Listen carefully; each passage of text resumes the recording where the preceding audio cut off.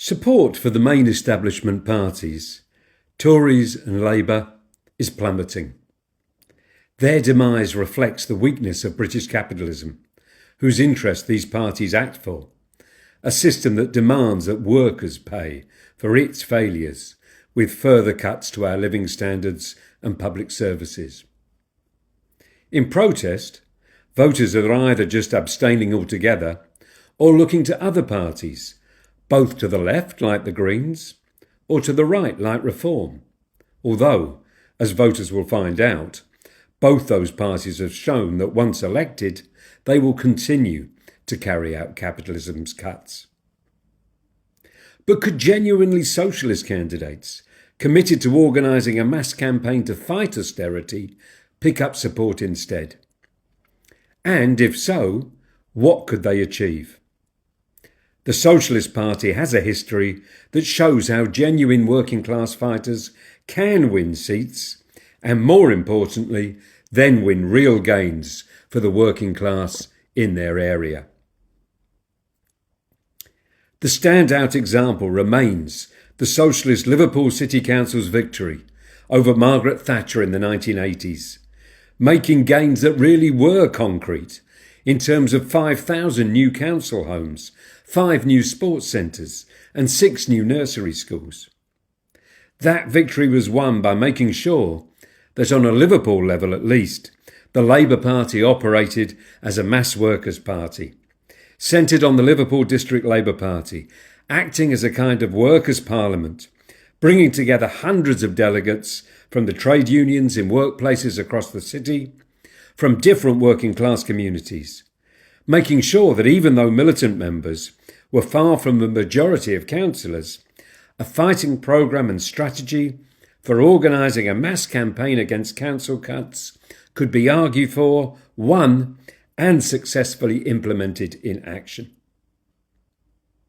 Those days will come again, but without a mass workers' party having yet been rebuilt by the unions, that will be a development to come in the future.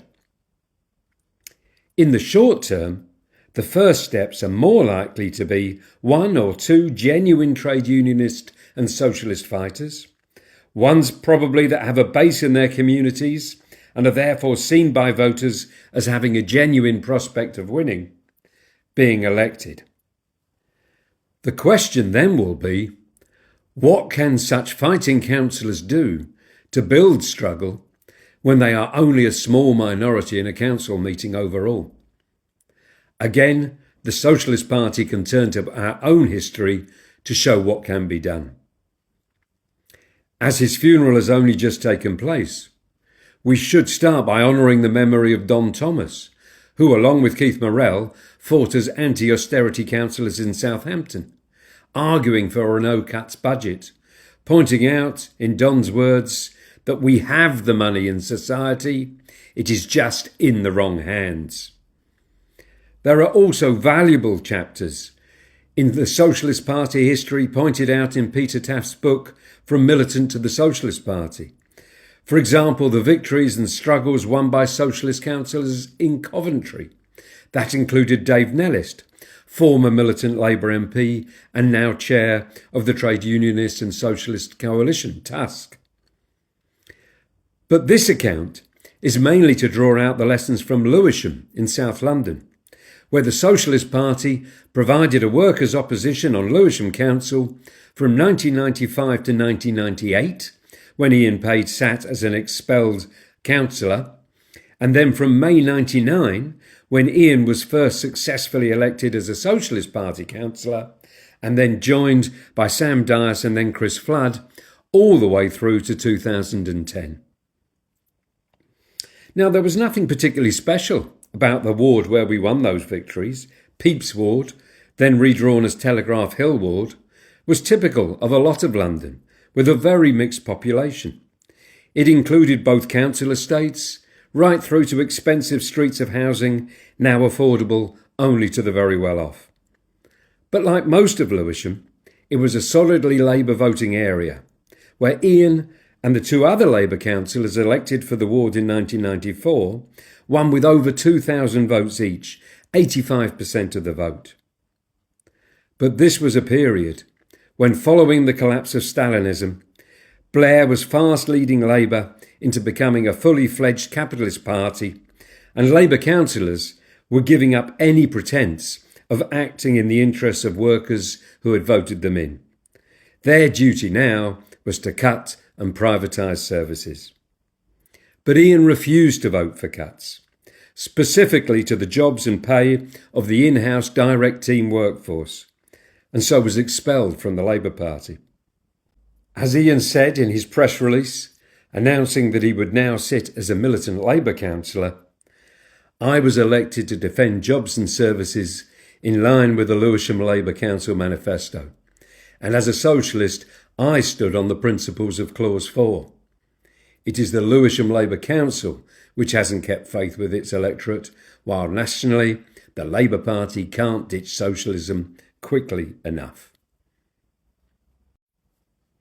Now, the timing of the 4-year election cycle in the ward meant there would now be 3 more years before Ian would have to defend his seat.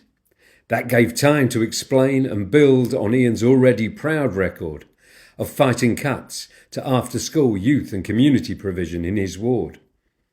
This was also part of a national picture of trying to resist the rise of Blairism. The following year, 1996, Arthur Scargill, who had led the 84-85 miners' strike, used his authority to launch the Socialist Labour Party. Ian, as a councillor, myself, Martin Powell-Davies, through the same period, as secretary of Lewisham NUT, and others, formed what was effectively a proto-branch of the SLP. But, and why it's so tragic to see history repeated as fast today in your party, demanding top-down diktat instead of building through federal unity, guaranteed that the Socialist Labour Party would be a failure. But then, in Ian's ward, in our core base of the Turnham Council estate, a child was knocked down by a speeding driver using the area as a rat run. The local parents organised protests. There was anger at council inaction on road calming, anger that forced them to act. And this was also a spur to standing Mick Souter as a militant Labour candidate in a council by-election that was then called. As one of the protesting parents said on Mick's leaflet, "While the Labour Council gave us excuses, Mick and Ian joined in our demos and helped force the council to cave in and give us what we needed." Mick, of course, didn't have Ian's profile across the whole ward. But with a base on the Turnham estate, he nevertheless came second, with 13% of the vote, above the Greens, Tories and Liberals. Now, could we build beyond that stronghold? Throughout 1997, now relaunched as the Socialist Party, our campaigns continued. For housing repairs, against the proposed stock transfer move towards privatisation of council homes, and with Ian helping to give a local profile to broader campaigns too, such as against NHS cuts at Guy's Hospital, and supporting the Safe Free Education campaign against Labour's introduction of tuition fees. The local NUT was also to the fore in the campaign against racist attacks, including one on a teacher, Alison Moore, in the playground of her school in the south of the borough. Ian won more local victories too, helping secure an old library building as local day centre and cafe, rather than just being sold off, winning improved compensation for leaseholders who had lost heating because of a water leak over Christmas and New Year. Then, in 1998, came the year of the full local elections. We knew, despite the lack of any publicity given to us as against the major parties, we still had a chance of winning. But to get our message across would require a mass mobilisation of support, to talk to everyone we could, and it required methodical mass canvassing, training canvassers to make an accurate judgment of who might be a 1, a definite vote, or a 2, a possible vote, to then knock up and chivvy on election day with polling numbers collected on the doors of polling stations. Now at this stage, There was still a big reservoir of support for Labour among some voters, for example among parts of the older black community, on the basis, of course, of what Labour had once stood for.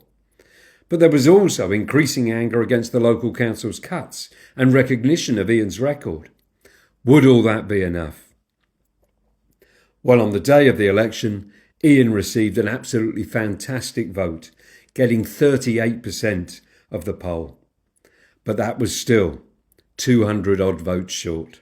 So near and yet so far. In that situation, we could easily have given in. But that's no chance of that from us. We went straight on into continuing struggle. And a new front had quickly opened. On the very night of the election, sneakily kept secret so as not to lose votes, Lewisham Labour announced plans to fresh start Hatcham Wood, the secondary school in the centre of the ward, which actually meant sacking staff to make them reapply for their own jobs, blaming staff instead of the council's own failure to resource schools to meet student needs, nor to tackle the damage caused by the selective admissions procedure of another local school. At the same time, Ian carried on attending local tenants meetings, representing tenants, even though he was no longer a councillor. And that environment made life tough for the other local Labour councillors, not the easy life they could get in other wards in the borough.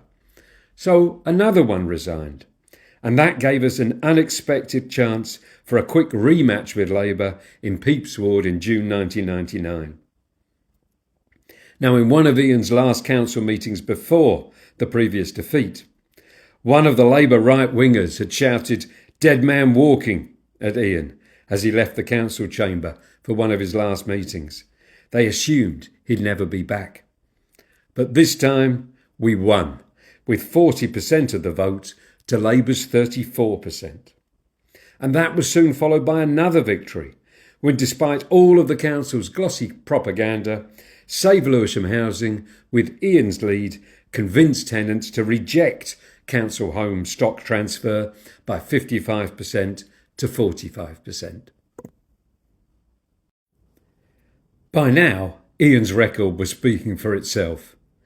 He had been the only councillor to vote against the housing sell-off, for example.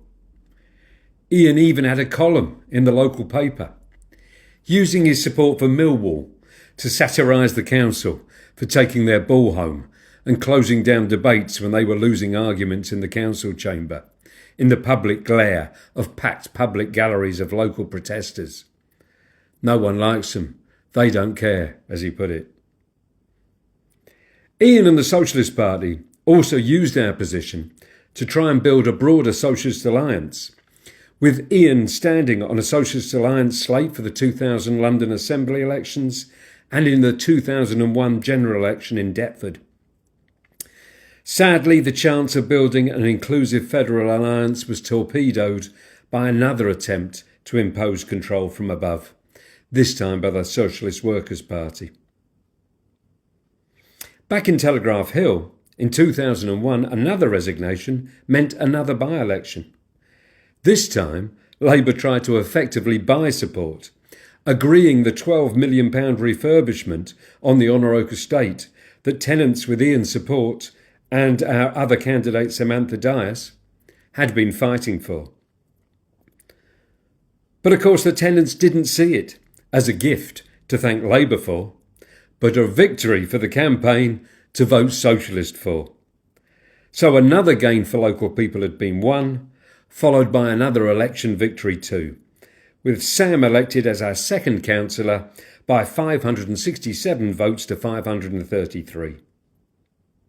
Now, with two councillors to both propose and second motions, we could fully develop a strategy where our councillors could put down motions on the council agenda, supporters could lobby councillors on the town hall steps, and then pack the public galleries to hear the debate and see the reality of Labour pro-austerity policies exposed in practice, such as their vote to close old people's homes in the borough.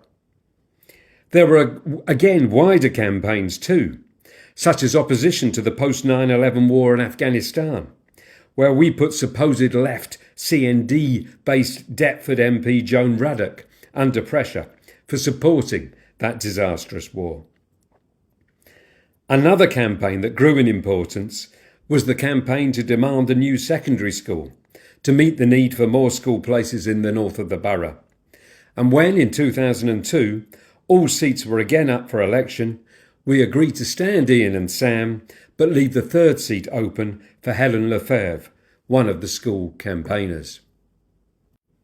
The votes were tight, as again was always the case, and ended up with Ian being re-elected alongside Helen, but also one Labour councillor. Sam Dyer sadly finished fourth and later got a job with the council, meaning that she couldn't stand again. But Ian was still able to put Labour under pressure. For example, with Helen seconding a motion from Ian supporting the firefighters' strike at that time. But then in 2003 there was yet another by-election. Sadly, we couldn't reach an agreement with the school campaign, who felt, as some still argue today, that an explicitly socialist campaign wasn't likely to win support compared to them. But the election, as it turned out, resulted, as we expected, in another socialist victory for Chris Flood with 590 votes, followed by Labour on 490 and the school campaigner on 355. Chris and Ian work together now as a determined team of councillors and were re-elected again in the next four-year round of elections in 2006. Sadly, the Greens then stood three candidates in the ward, helping Labour to slip in for the third seat.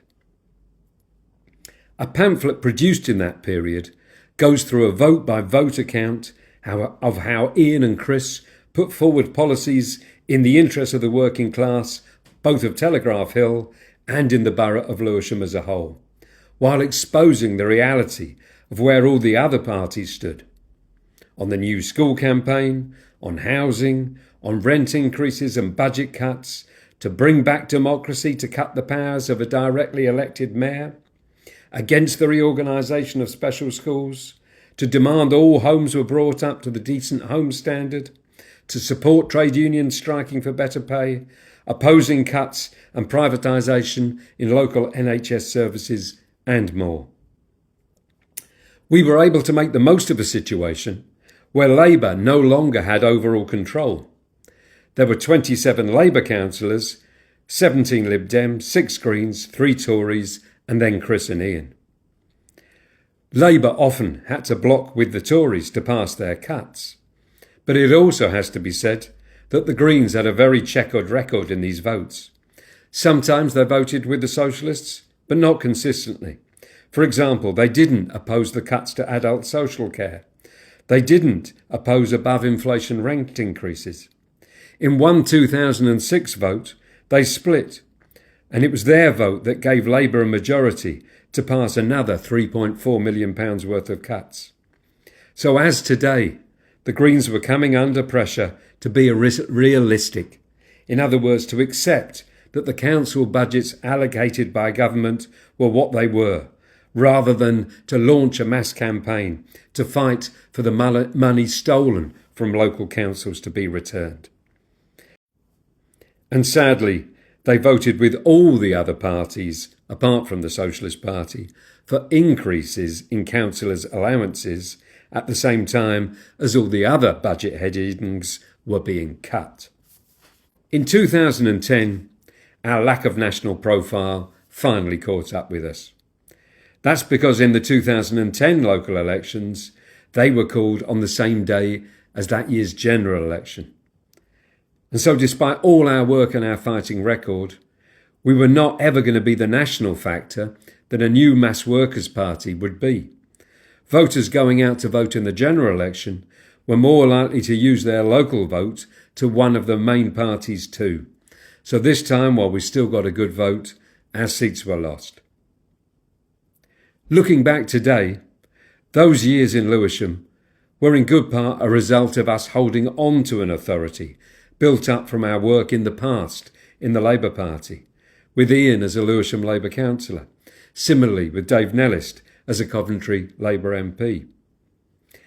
We were to some extent fighting against the stream in holding on to positions while we could, against the background of the collapse of Stalinism and a certain, if weak and one-sided, growth in the capitalist economy, but definitely a huge swing to the right at the top of the labour and trade union movement.